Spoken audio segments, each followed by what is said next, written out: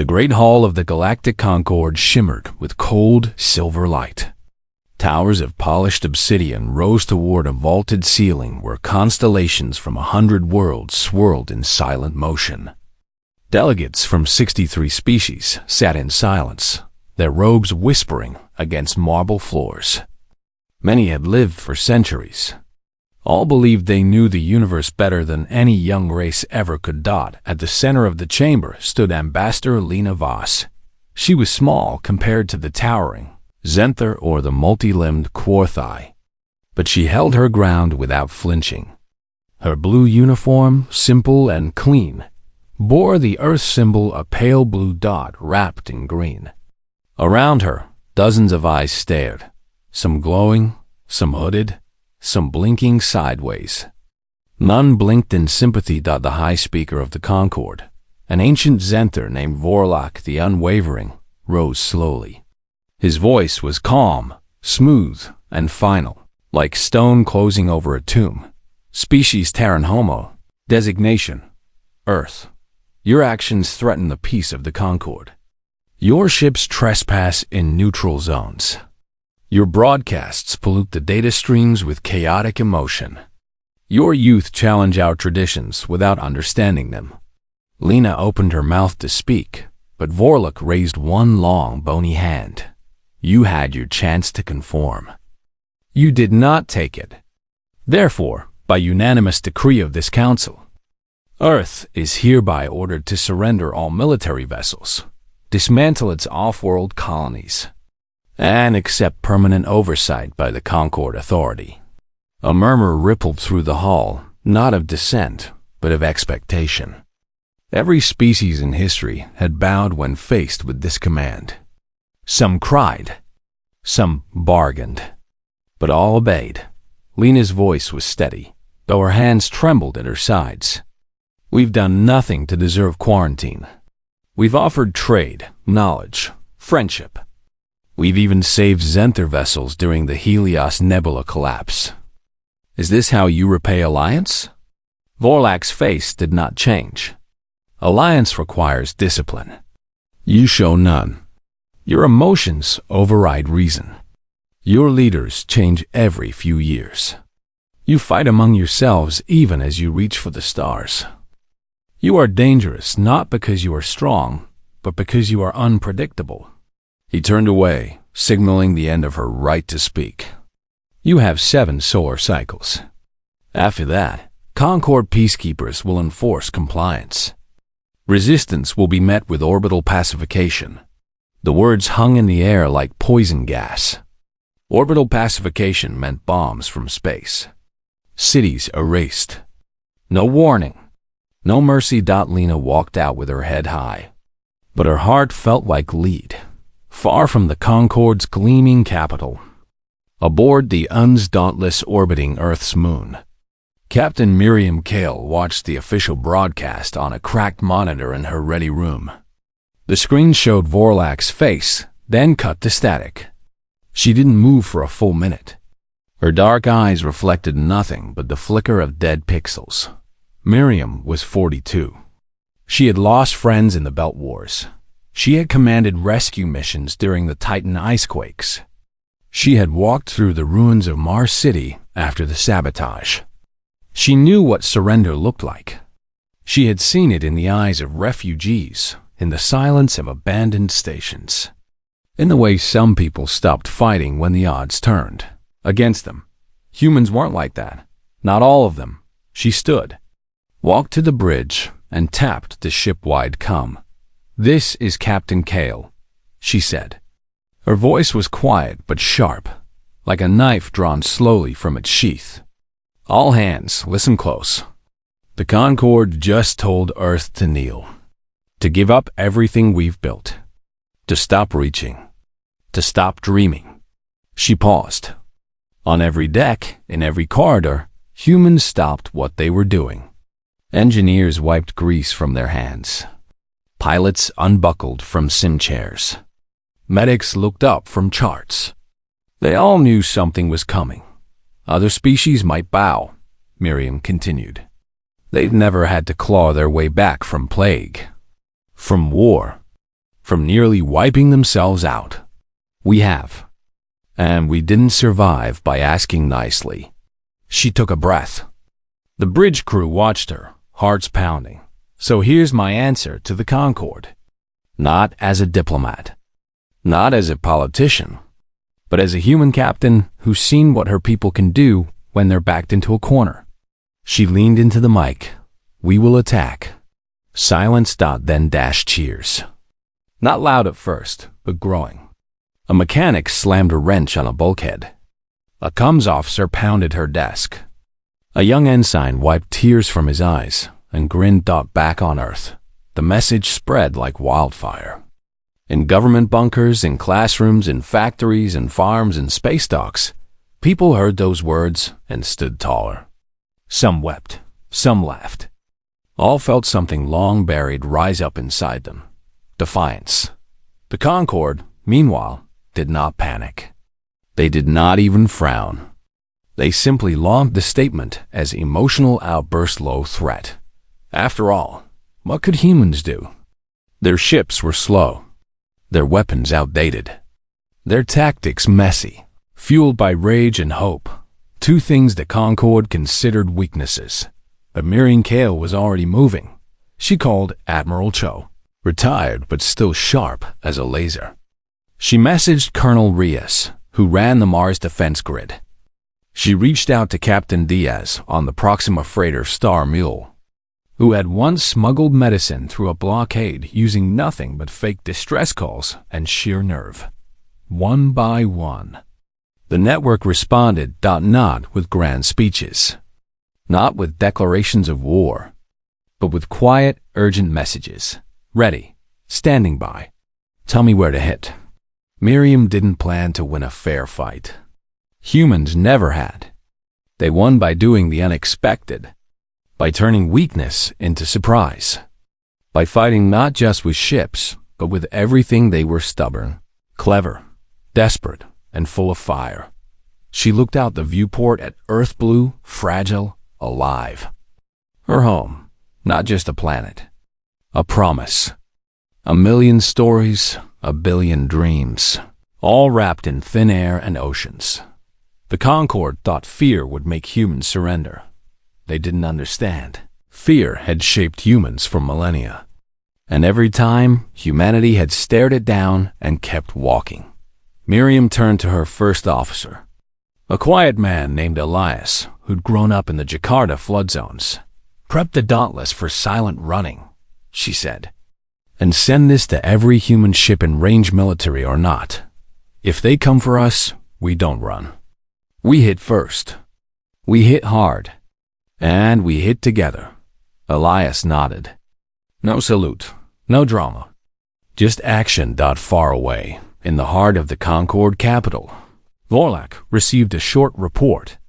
Town Captain Kale has issued unauthorized hostile declaration. Recommended response. Ignore. Species remains non-threatening. Vorlak agreed. He returned to his meditation chamber, confident the matter would resolve itself in 7 days. He did not know that on Earth, children were already drawing pictures of the Dauntless. That factories were retooling. That hackers were probing Concorde comms. That old war plans, long buried, were being dusted off. He did not know that humans didn't measure strength in shields or beam cannons, but in the will to say no when the whole galaxy said kneel. And Captain Miriam Kale. She stood on her bridge, hands behind her back, watching the stars. She wasn't angry. She was ready. The Concorde had made one terrible mistake.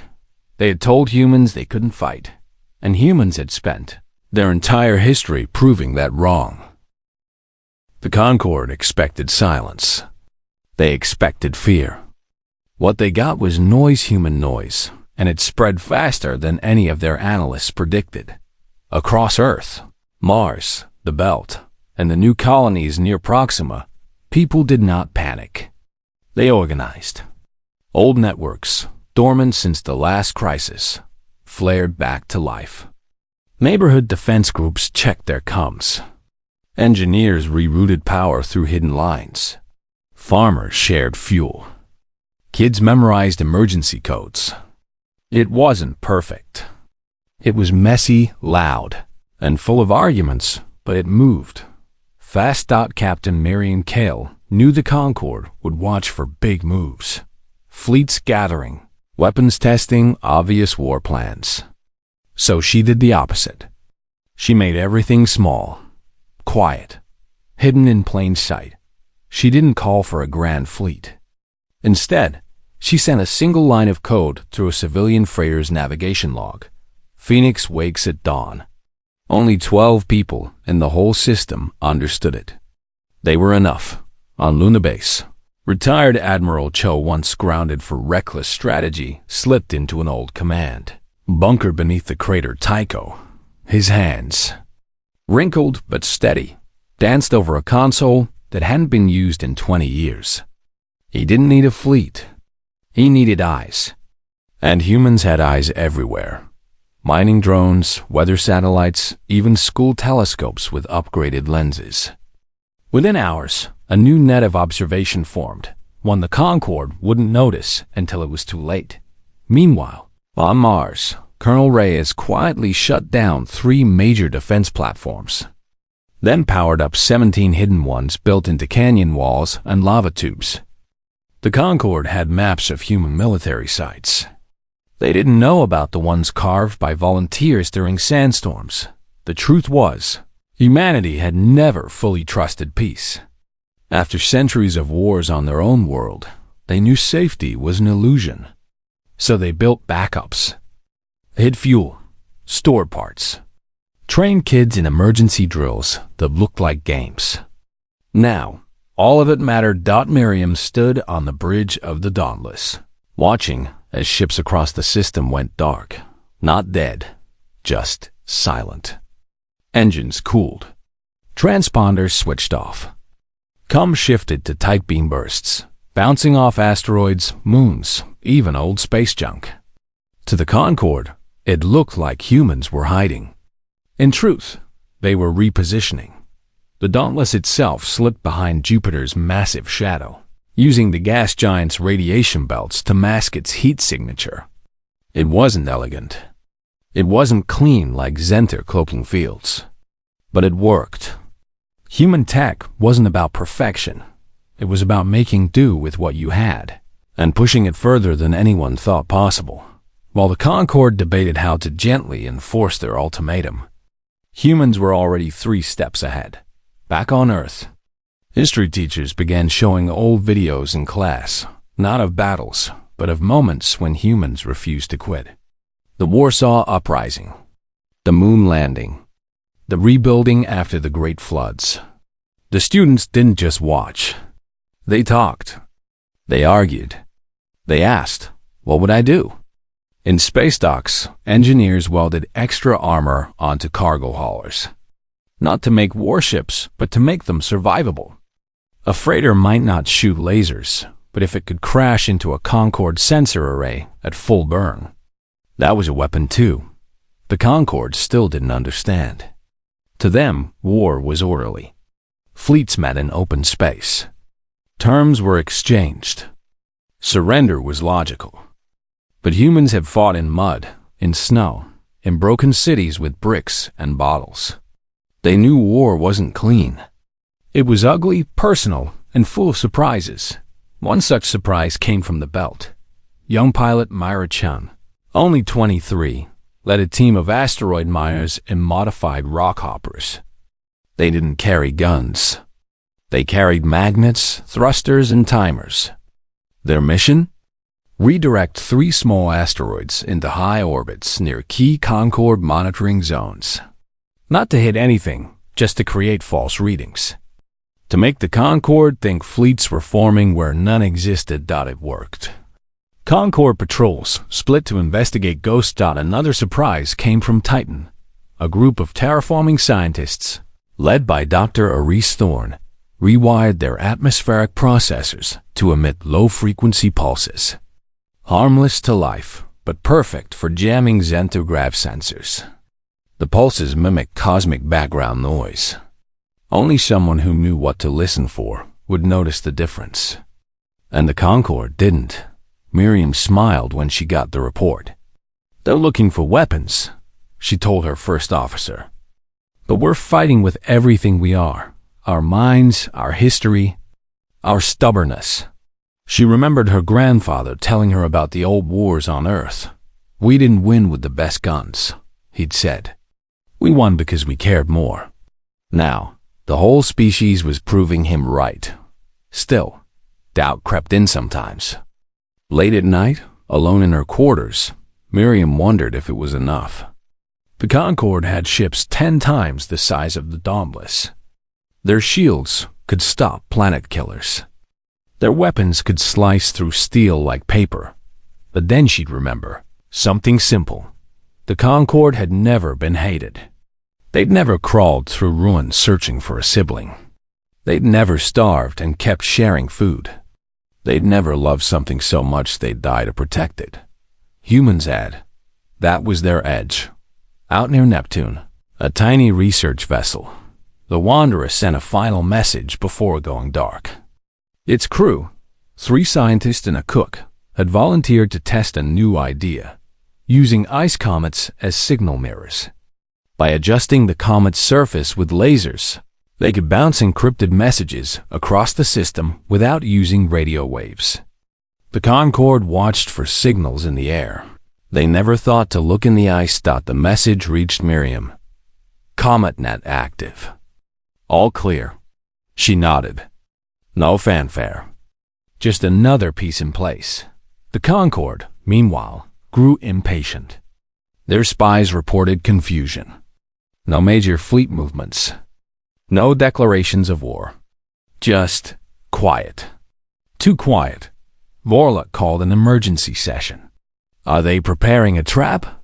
he asked. "No," said a Quarthai analyst. "Scans show reduced activity. Power levels down. Most military sites appear inactive. They are complying." Vorluk frowned. "Then why do I feel uneasy?" Because he didn't understand humans. To the Concorde, surrender was a single act. To humans, it was a line they would never cross, not because they were brave, but because they'd learned the hard way that once you give up your future, you never get it back. Miriam gathered her senior staff in the Dauntless's war room. No fancy holograms. Just a table, paper maps, printed as backup, and strong coffee. "We don't need to beat them in open battle," she said. "We just need to make them doubt. Make them slow. Make them afraid of the dark." Her plan wasn't to destroy the Concorde fleet. It was to break their rhythm. Humans couldn't match their power, but they could outthink them. Outlast them. Out-annoy them. Phase 1, she said, is silence. Phase 2 is noise. Phase 3 is truth. She didn't explain Phase 3 yet. Not even to her crew. Some things needed to stay secret until the right moment. Outside, Jupiter's storms raged, red and endless. The Dauntless drifted like a shadow. Back on Earth, a little girl in Nairobi asked her mother, "Will the stars go away?" "No," her mother said, holding her close. "Humans live in the stars now, and we don't give up our homes." The girl nodded. She didn't understand war, but she understood home. That night, across human space, thousands of small acts of defiance took place. A mechanic fixed a broken engine with chewing gum and wire. A programmer hid a virus in a music file sent to a Concorde cultural exchange server. A poet broadcast a short verse on open frequency. "You ask us to kneel. We were born standing." The Concorde intercepted the poem. Their linguists couldn't decide if it was art or a threat. They filed it under irrelevant. They were wrong. Every human action, no matter how small, was a message. We are here. We are awake. And we will not be erased. Miriam looked at the star map on her wall. Dots of light. Each one a place humans had touched, built, loved. "We're not fighting for victory," she whispered. "We're fighting for the right to keep trying."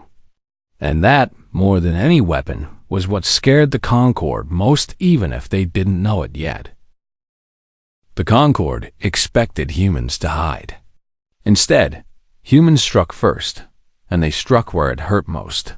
Not at ships, but at silence. Captain Miriam Kale knew they could not win a shooting war. So she chose a different battlefield: information. The Concorde lived by networks.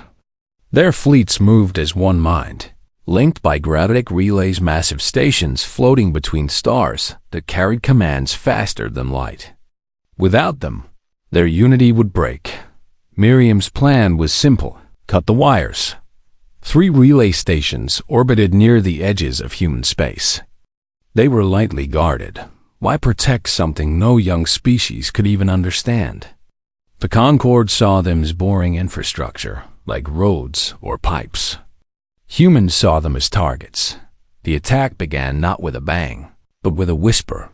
From hidden docks in the asteroid belt, 5 old cargo haulers launched not toward the relays, but toward empty space.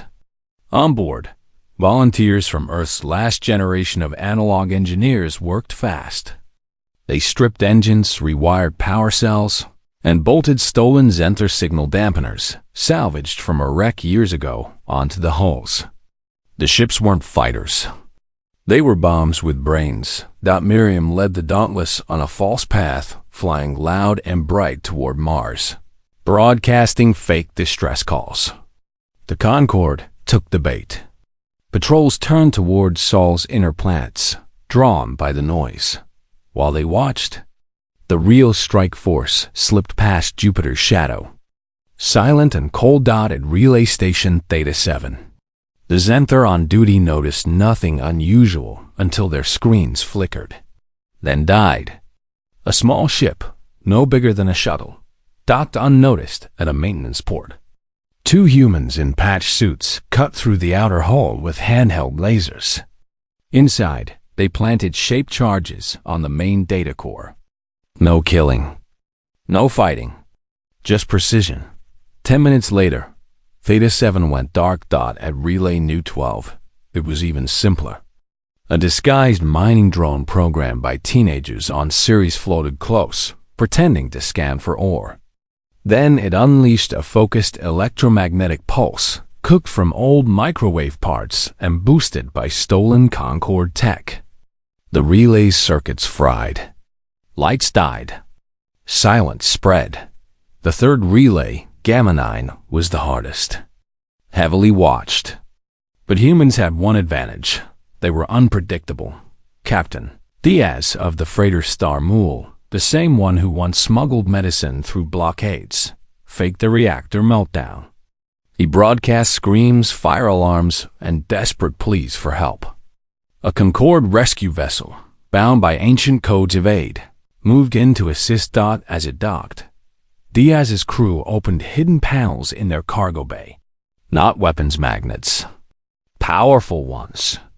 They latched onto the rescue ship's hull and, with a burst of thrust, yanked it sideways into Gamma 9's main antenna array.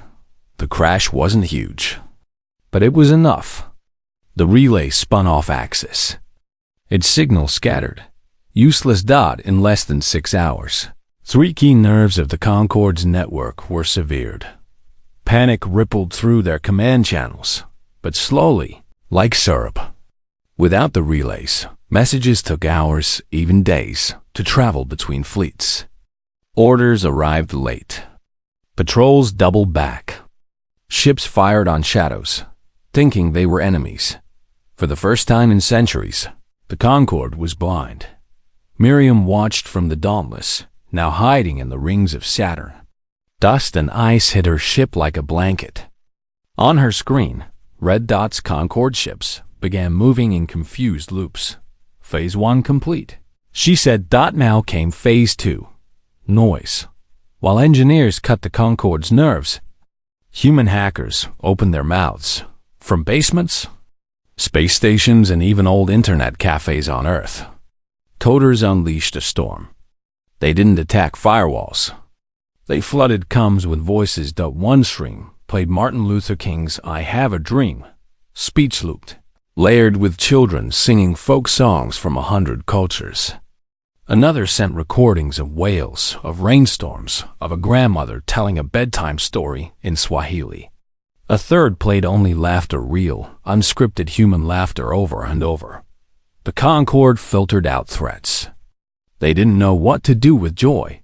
Their systems flagged the signals as non-hostile but disruptive, so they kept coming.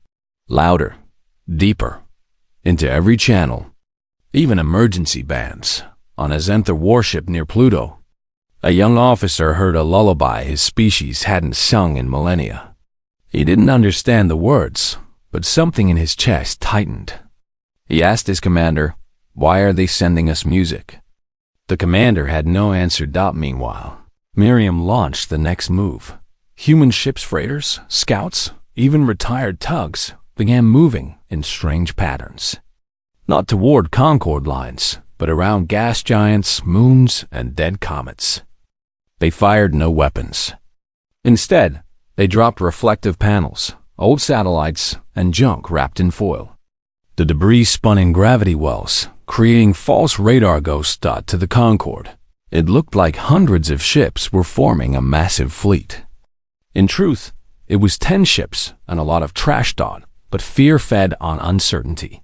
Volok, now pacing in his command dome, received report after report. Unconfirmed fleet near Neptune. Unknown signals in Kuiper Belt. Relay Gamma 9 offline, cause unknown. He demanded answers. His advisors gave guesses. They're using primitive tactics, one said. But effective?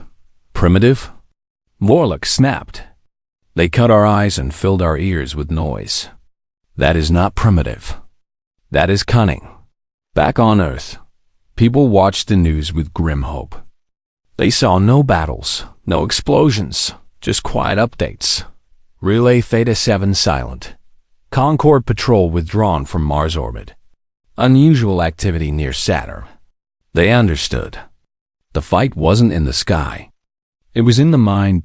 In schools, kids built models of relay stations out of cardboard. In factories, workers sang old protest songs as they welded armor plates. In hospitals, doctors shared stories of past wars, not to scare, but to remind, we've been here before. Miriam knew victory wasn't coming soon. But she didn't need victory yet. She needed time, doubt, space to breathe. And she was getting it. One night, she received a message from Admiral Cho on Luna. They're starting to argue. Concorde species are questioning Zenther leadership. The Quarthai want to talk. The Velner silent but watching. Good, she thought. Let them watch. The next phase required something riskier. Something personal. She called for a small team, 5 volunteers, all with family in the colonies the Concorde had threatened. They met in the Dauntless's cargo bay, now stripped bare and lined with makeshift gear. We're going to send a message, Miriam said. Not with noise. With truth. They wouldn't broadcast. They wouldn't fight. They would get close, dangerously close to the Concorde flagship, the Eternal Accord, and speak directly to VOR-LAC. It was insane. Suicidal, even. But humans had done crazier things for less. As the team prepared a captured scout ship painted black. Engines muffled, life support stripped to bare minimum. Miriam recorded a final log. If this fails, she said to the camera, tell them we didn't fight because we hated. We fought because we loved too hard to let go. Outside, Saturn's rings glittered like shattered glass. The Concorde still believed humans were chaotic, emotional, weak. They had not yet realized that chaos could be weaponized. That emotion could fuel endurance. That weakness, when multiplied by billions, became unbreakable. The scout ship launched. No fanfare. No countdown. Just a dark shape slipping between ice chunks, heading toward the heart of the enemy. And far away, on a quiet street in Buenos Aires, a boy turned off his screen, looked up at the night sky, and whispered, "Go get them." Captain. He didn't know if she could hear him, But somewhere, in the cold between stars, Miriam Kale felt it the weight of a whole species behind her, not as soldiers, not as people. And that was enough. The Concorde struck back. They did not send warnings. They did not offer chances. After days of silence, confusion, and human ghosts in their networks, Volok gave the order. Make an example. Orbital pacification began at dawn over Mars. From high above the red planet, 3 Zenther warships opened their bays. Not with lasers or plasma, but with kinetic rods. Long, dense rods of tungsten, dropped from space with no engines, no sound, just gravity and speed. They hit the surface like falling stars. One struck the edge of New Ares City. Another hit a water reclamation plant near the Valles Marineris. The third landed in an empty field, but the shockwave shattered windows 50 kilometers away. No one died in the third strike. But the message was clear. Next time, it would not be empty. On Titan, a Concorde cruiser fired a focused plasma burst into a greenhouse dome. The air burned. Crops turned to ash. The colonists survived. They drilled for this, but their food supply, DIDN, single quotes, D. Back on Earth. Government screamed for restraint, for negotiation, for surrender. Before more lives were lost, Captain Miriam Kale received the emergency call from EarthGov while standing in the Dauntless's med bay. A young engineer, injured during a stealth engine test, lay unconscious on a cot. Miriam held her hand cold, but still breathing. "Kale," said the voice on the comm, "stand down. We can still talk. We can still save lives." Miriam looked at the girl's face. She was 20, from Vancouver. Her name was Anya. She'd volunteered for the engine test because someone had to do it. "We've already lost lives," Miriam said quietly. "But if we stop now, they'll think fear works on us. It doesn't." She ended the call. She knew what came next. The Concorde wanted her to flinch, to hesitate, to beg. But humans didn't break that way. They bent sometimes for a long time, but they didn't snap. Instead, Miriam did something no one expected. She prepared to board the Eternal Accord Vorlak's flagship. Not to destroy it. Not to kill, but to speak. Her team had reached the edge of the Concorde fleet in their black scout ship. They'd stayed hidden in the debris field of a shattered moon. Now, Miriam joined them. She wore no armor. Just her uniform, clean and simple, with the Earth symbol on the shoulder. "We're not going in with guns," she told her team. "We're going in with words. And if they kill us, let them explain to their own people why they murdered unarmed humans who came to talk." It was a gamble. But Miriam knew something the Concorde had forgotten. Honor mattered. The scout ship drifted toward the Eternal Accord on minimal power, broadcasting on all open channels. "This is Captain Miriam Kale of Earth. I request parley with High Speaker Vorlak. No weapons. No tricks. Just truth." For hours, nothing. Then a reply. "Approach Docking Bay 7. Surrender your vessel. You will be searched." They complied. The humans stepped out with hands raised. Concorde guards, tall, armored, faceless, scanned them. Found no weapons. Led them through gleaming halls of white stone and humming light. At the heart of the ship, in a chamber shaped like a half-moon, Vorlak waited. He sat on a raised platform, surrounded by silent advisors. His face was calm, his eyes unreadable. Miriam stood before him. No chair, no shield, just her and the truth. "You broke our relays," Vorlak said. "You filled our comms with noise. You caused chaos. And for what? To delay the inevitable?" Miriam didn't raise her voice. "We broke your relays because you wouldn't listen. We sent noise because you only hear silence. And we caused chaos because your order is built on fear." Vorlak leaned forward slightly. "Fear keeps the galaxy safe." "No," Miriam said. Fear keeps it small. We've lived in fear for thousands of years. On Earth, we burned each other with fire and poison. We starved. We drowned. We almost ended ourselves a dozen times. But we didn't stay down. We learned. We grew. We reached for the stars not to conquer, but to see what else was out there. She took a step closer. The guards tensed. Vorlik raised a hand to stop them. You call us emotional, Miriam continued.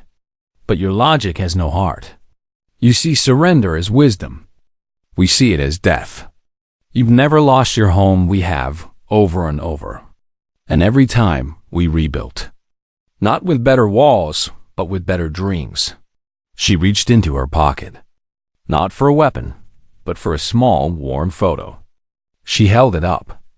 A family. 2 parents, 2 children, standing in a field under Earth's sun. This is why we fight, she said. Not for power. Not for revenge. For the right to keep having moments like this. Simple, quiet, human. Vorlik stared at the photo. He had never seen one before. His species recorded memories in crystal. They did not carry images of loved ones in their pockets. For the first time, doubt flickered in his eyes, but pride ran deeper. You are one voice, he said. Your species is loud, scattered, and wild.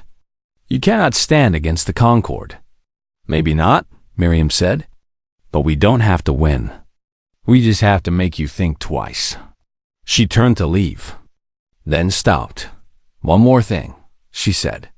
If you bomb Mars again, if you hurt one more child, I won't come to talk. I'll come to burn. She walked out. The guards did not stop her. Back on the scout ship, her team held their breath until they cleared the Eternal Accord's shields. What now? Asked Lieutenant Reyes, her voice tight. Now, Miriam said. We show them we mean it. She opened a secure channel to every human commander. Every colony leader, every hidden ship. Activate Project Prometheus. Across the system, in hidden labs and buried bunkers, teams flipped switches. Solar mirrors adjusted. Power grids linked. Old, forgotten machines hummed to life. Project Prometheus was not a weapon. It was a voice. Using stolen Concord warp core, fragments salvaged from wrecks and reverse-engineered over years, humans had built resonance beacons. Not to explode. To broadcast dot, and not just sound. Everything. Heartbeats, laughter, a mother's lullaby. A poet reading under streetlights. Rain on rooftops. The crackle of a campfire. The hum of a subway train at midnight. All of it, amplified through subspace. Sent outward in a wave that would reach dozens of star systems in hours. The Concord could block weapons. But how do you block a lullaby? As the signal launched, Miriam looked at Earth on her screen blue, fragile, alive. If they want to know what we are, she whispered, let them hear us. On the Eternal Accord, Vorlik received the first reports. Unknown broadcast. Origin. Soul system. Content. Emotional audio. Impossible to filter. He listened. Just for a moment. And in that moment, he heard something his people had lost long ago. The sound of joy without reason. Of love without calculation. Of life simply being. His hands trembled. Not from fear, from memory, far away. On a Concord border world, a young Qatari technician paused her work. She played the human signal again. Then again. She turned to her friend. Why do they sound so free? The friend had no answer. Back on Mars, colonists gathered in broken streets. They heard the broadcast too echoing from human ships, from hidden speakers, from old radios brought out of storage. They smiled through tears. The Concord had tried to break them with silence. Humans answered with song. And somewhere, in the dark, the first cracks began to form, not in shields, but in certainty. Vorlik sat alone in his chamber, the human voices whispering through the walls. He did not order another. Strike dot, not yet. But he knew. The galaxy would never be the same. The signal spread like light through water fast, quiet, and impossible to stop dot. It carried no weapons. No threats. Just voices. A child singing off-key in Nairobi. An old man telling stories in Kyoto. The sound of waves on the California coast. A heartbeat recorded in a hospital in Oslo. A jazz trumpet playing on a space station near Jupiter. All of it, woven together, sent out in a wave that passed through hulls, shields, and silence alike. The Concorde tried to block it. They rerouted comms, scrambled frequencies, even powered down non-essential systems. But the signal didn't come through normal channels. It rode on warped space itself, ripples made by human-made. Beacons using salvaged Concorde tech turned against its own rules, and species across the galaxy began to listen. The Qatari, once a proud warrior race now tamed under Concorde rule, gathered in their homes and played the broadcast on hidden speakers. Their elders wept.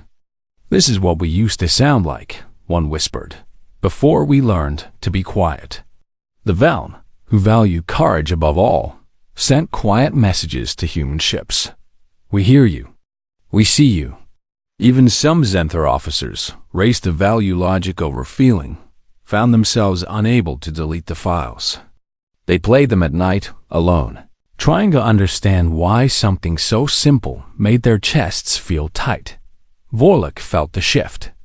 In council chambers, species that once nodded without question now asked, "Why must Earth surrender?" The unity of the Concorde, the thing he had spent centuries protecting, was cracking under the weight of human noise. He called for Miriam Kale, not to talk this time, to end it. "Captain Kale," his message said, cold and sharp, "you have caused chaos. You have insulted order. If you are as brave as you claim, meet me above Jupiter. Ship to ship. No tricks. No broadcasts. Just us." Miriam read the message on the bridge of the Dauntless. Her crew waited, tense. "It's a trap," said Lieutenant Reyes. "Of course it is," Miriam said. "But it's also a chance." She knew Vorlok didn't just want to destroy her.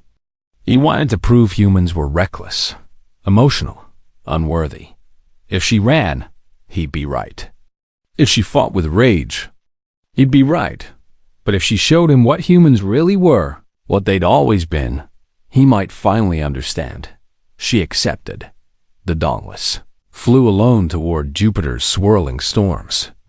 The Eternal Accord waited, massive and silent, its weapons dark for now. No fleets. No backup. Just two ships circling like old predators. Vorlak's voice came through on open channel. "One last chance, Captain. Stand down. Or burn." Miriam didn't answer with words. She fired, but not at the Eternal Accord. Her ship turned hard, engines flaring, and fired a single, short burst at a drifting piece of ice, a leftover fragment from one of Jupiter's moons. The explosion wasn't big, but it was bright, a flash of white in the dark. Then she powered down everything. Engines, shields, weapons. The Dauntless went dark, drifting toward the Concorde flagship like a dead leaf. Vorlok waited. Suspicious. Then a shuttle launched from the Dauntless, tiny, unarmed. With only one pilot. Miriam. She flew straight toward the Eternal Accord's bridge. No evasive moves. No tricks. Just calm, steady approach. When she was 50 meters out, she killed her thrusters. Her voice rang clear across all channels. "If you want to kill me, do it now. But know this, I didn't come to fight. I came to show you that humans don't run, even when we should." Silence. Then, the Eternal Accord opened its forward bay. Not to fire. To dock. Miriam landed inside. She walked alone through empty halls, up to the bridge. Vorlok stood waiting. No guards. No weapons. In his hand, He held something small and sharp, his honor blade, a Zenther relic passed down for generations. Miriam didn't flinch. "You think we're weak because we feel," she said. "But feeling is what makes us strong. We fight not because we hate you, but because we love what we are too much to let you erase us." Vorlok looked at her. Really looked. Not as a threat. Not as a child race. But as a person. Then slowly he offered her the blade. "Take it," he said. "Not as a prize. As proof." Miriam took the blade. It was lighter than she expected. She returned to her shuttle. As she launched away, she opened a final channel not to Vorlok, but to the whole galaxy. "You told us to surrender," she said, her voice calm but ringing with quiet fire. "We told you, we will attack. Not because we wanted war, but because peace without freedom isn't peace. It's silence. And humans don't do silence." She paused. Jupiter filled the view behind her, great, red, alive. "We're not asking to rule. We're not asking for special treatment. We're just asking for a seat at the table. Not as subjects. As equals." Then she cut the channel. Back on the Eternal Accord, Vorlok stood at his window, watching the tiny shuttle vanish into the stormlight. He did not order his fleet to fire. Instead, he sent a new message to the full Concord Council. Reconsider the ultimatum. The debate lasted 3 days. Species spoke who had never spoken before. The Qatari demanded Earth's right to self-rule. The Vel declared that courage must be honored, not punished. Even the Quarthai admitted their signal. It reminded us of who we once were. In the end, the vote was not unanimous. But it was enough. The ultimatum was withdrawn. Earth was granted full membership in the Concord, not as a junior partner. Not as a ward, but as a sovereign species with equal voice. Equal rights and equal respect. On Earth, people didn't cheer. Not at first. They stood in silence, then hugged, cried, laughed, played music in the streets. In orbit, the Dauntless returned home. As it passed the moon, every human ship in range blinked their lights in salute. Short, long, short. Morse code for "we're still here."